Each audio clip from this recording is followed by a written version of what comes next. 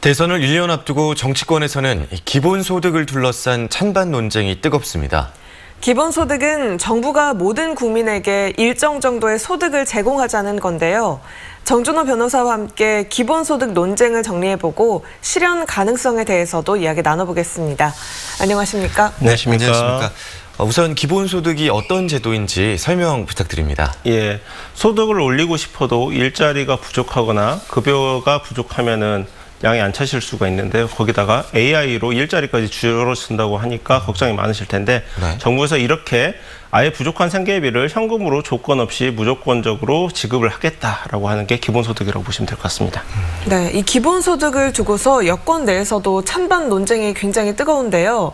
일단 이재명 경기도지사는 기본소득을 지급하자는 입장이죠. 네, 2016년도에 청년 배당금이라는 명목으로 우선 시작을 했었고요. 그리고 올해 작년에 예산 조정을 통해 가지고 1인당 10만 원 정도의 경기도민 전부에게 그 기본소득금이 이제 지급이 됐습니다. 여기서 한 발 더 나가서 보증금 한 2천만 원 정도의 기본 주택을 아예 공급을 하겠다라고 해서 이재명의 기본 시리즈가 시작이 됐습니다. 네, 이낙연 민주당 대표, 김경수 경남도지사, 또 정세균 국무총리는 이 기본소득에 반대하는 입장을 내놓고 있잖아요. 아무래도 이제 대권 주자들이다 보니까 대권을 의식한 이제 견제구라고 생각을 하는데요. 이런 말이 있습니다. 알파고가 바둑으로 이세돌을 이길 수 있지만 바둑을 만든 사람 자체는 못 이길 거다. 이런 말이 있는데요. 이재명 지사가 깔아놓은 이 기본소득 논쟁에 참여를 한다고 해서 이재명 지사는 그 중심에만 있을 뿐입니다.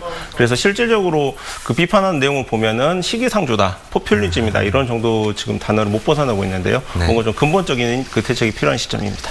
그리고 이낙연 당대표는 민주당 대표는요, 이 신복지 체제를 이야기하고 있습니다. 기본소득과 어떤 차이가 있는 건가요? 네. 기본소득 논쟁이 가지고 있는 가장 큰 특징이라고 하면 증세 문제, 그리고 기존의 복지 체계를 수정하는 이런 국가 시스템 전반으로 확장된다라는 그 특징이 가장 주요한데요. 이낙연 대표는 그 기본소득 논쟁이 기존의 복지를 좀 선별적인 복지를 축소하자라는 논쟁으로 갈 수 있다는 우려를 의식을 해서 기존의 복지 체계를 좀 수정 보완하는 방식으로 이제 채택을 한 겁니다. 근데 뭐 돌봄 교실 같은 경우를 퇴근 시간대까지 늘려서 그 아이 양육에 대해서 신경을 쓰자 이런 내용들이 나오고 있는데 꽤나 현실적인 지금 방안으로 생각이 됩니다. 네, 아무래도 기본소득의 가장 큰 문제는 재원 마련일 텐데요. 기존 사회복지 체계가 축소될 거다라는 우려도 있고 또 증세 논란도 있는데 현실적으로 봤을 때 실현 가능성 어떻게 보십니까?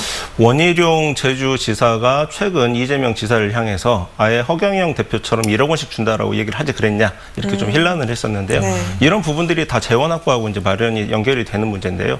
아마 이재명 지사 같은 경우는 이렇게 얘기할 것 같습니다. 본인이 경기도를 운영을 하면서 실제로 예산 조정 과정을 거쳐서 1인당 10만 원의 그 기본소득을 최근에 지급했기 때문에 본인이 대통령이 되더라도 재원 마련에는 경험이 있고 노하우가 있다. 이렇게 아마 반박을 할 것 같습니다.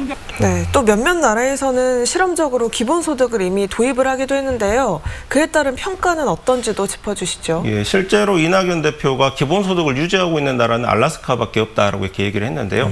그 꾸준히 중단 없이 지급을 하고 있는 나라는 석유 재원을 확보를 하고 있는 알래스카가 유일합니다. 뭐 핀란드라든지 이런 유럽 몇 개 국가에서 그 기본소득을 시행을 했었는데 지금 보수 정권으로 넘어가면서 중단은 됐지만 그 기본소득으로 인한 경제적인 지표, 건강 상태 개선 이런 부분들은 긍정적으로 평가를 받고 있는 것 같습니다. 네, 차기 대선 아젠다로 이 기본소득 논쟁이 계속될 것 같은데요. 어떤 방향으로 논쟁이 흘러가는 게 좋을지 생각해 보셨습니까?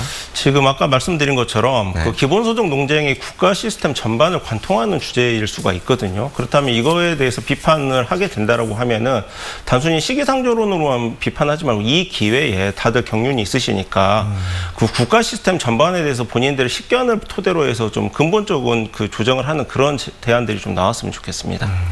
네, 잘 들었습니다. 지금까지 기본소득 논쟁에 대해서 정준호 변호사와 함께 이야기 나눠봤습니다. 고맙습니다. 고맙습니다.